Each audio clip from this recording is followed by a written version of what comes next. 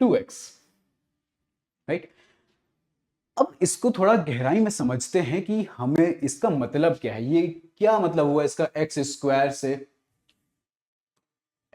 से 2x बन गया, इसका मतलब क्या आया एग्जैक्टली इसका मतलब ये आता है कि मान लेते हैं ये हमारा फंक्शन था, मान के लेते हैं यही हमारा फंक्शन था, इसी के नीचे अगर हम इसका फंक्शन बनाए तो ये था एक्स स्क्वायर, राइट, और ये आया था 2x।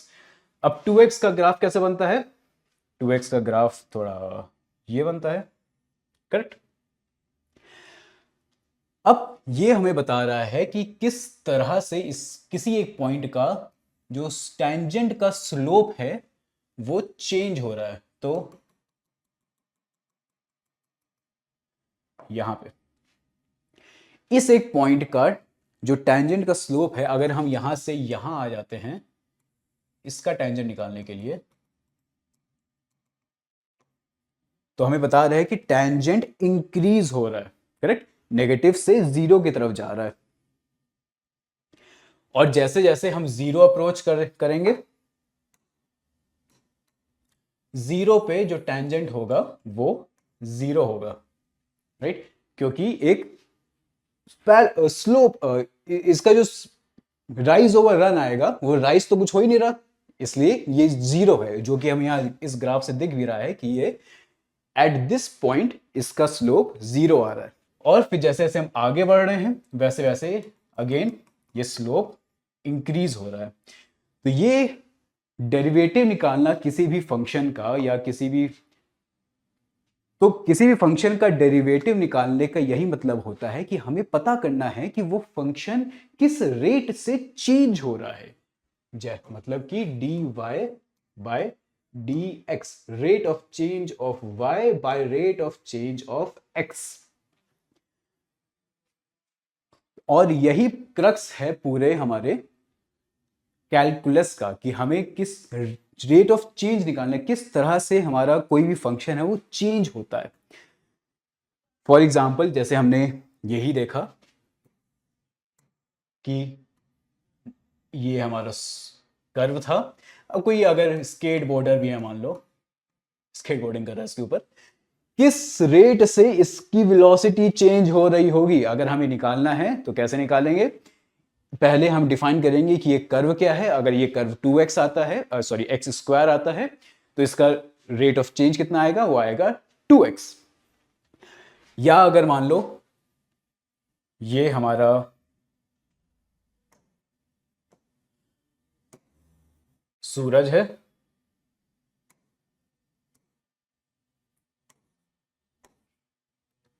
और थोड़ा बढ़िया बनाएंगे,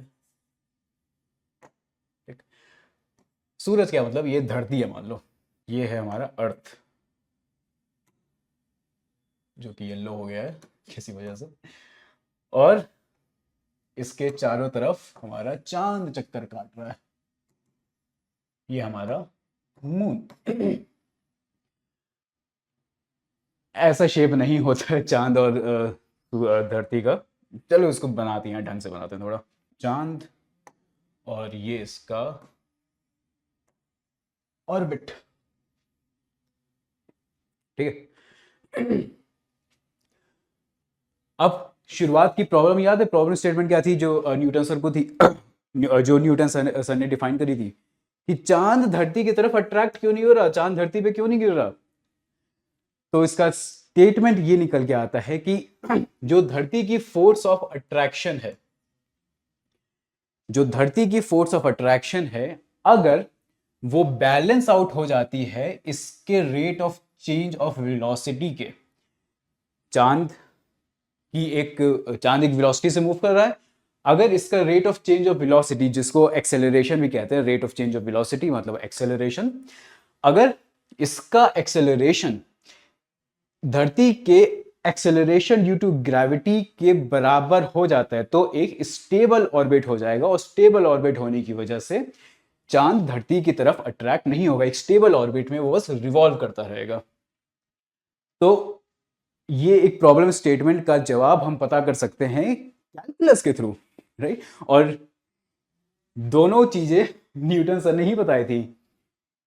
ग्रेविटी के बारे में भी न्यूटन सर ने डिस्कवर किया था, कैलकुलस भी न्यूटन सर ने इन्वेंट किया था। तो देख सकते हैं कि कितना इंपॉर्टेंट एक टॉपिक है, कितनी वैरायटी ऑफ चीजों पे अप्लाई किया जा सकता है। किसी भी रेट का, किसी भी फंक्शन का रेट ऑफ चेंज अगर निकालना है हमें, जैसे अगर ये एक और एग्जांपल देख लेते हैं। मान लो एक ये ग्राफ है, ठीक, इसको कह देते हैं कि ये जो फंक्शन है ये है एक्स क्यूब। ओके, नई शीट बनाते हैं बढ़िया से एकदम। मान लो ये कोई फंक्शन है F x equals x cube, ठीक। अब यहां भी हम वही लगाते हैं कि हमें इस फंक्शन का रेट ऑफ चेंज निकालना है कि किस रेट से ये फंक्शन हमारा चेंज हो रहा है।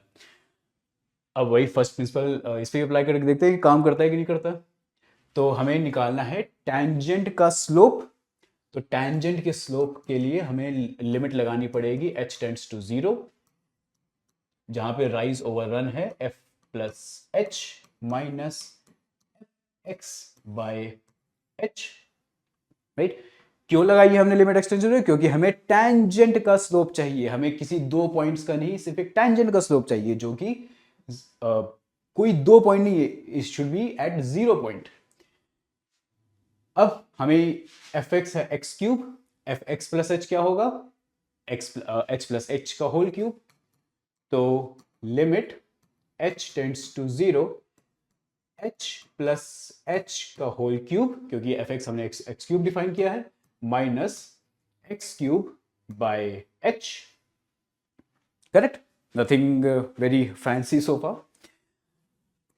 अब वही फिर से वही खेलते हैं, h प्लस एक्स का whole cube, a plus b का होल क्यूब क्या होता है? Limit h tends to 0 a cube plus b cube plus 3ab a plus b, correct, minus x cube by h. Correct correct correct. अब इसी को define करते हैं, थोड़ा आगे सॉल्व करते हैं। जैसे x minus x cube plus x cube cancelled out, H cube plus इसको भी अगर अंदर मल्टीप्लाई कर दे तो ये हो जाएगा 3x square H plus 3h h x H square by H. हाँ, अगेन देखो फिर वही खेल फंस गया कि h कॉमन ले सकते हैं कि यहाँ भी h है, यहाँ भी h है, यहाँ भी h है। तो सबसे h कॉमन ले लेते हैं, limit h tends to 0 h common, h square plus 3x square plus 3x h by h। Again वही कैंसिल कैंसिल, इसको थोड़ा यहां पे डिफाइन करते हैं।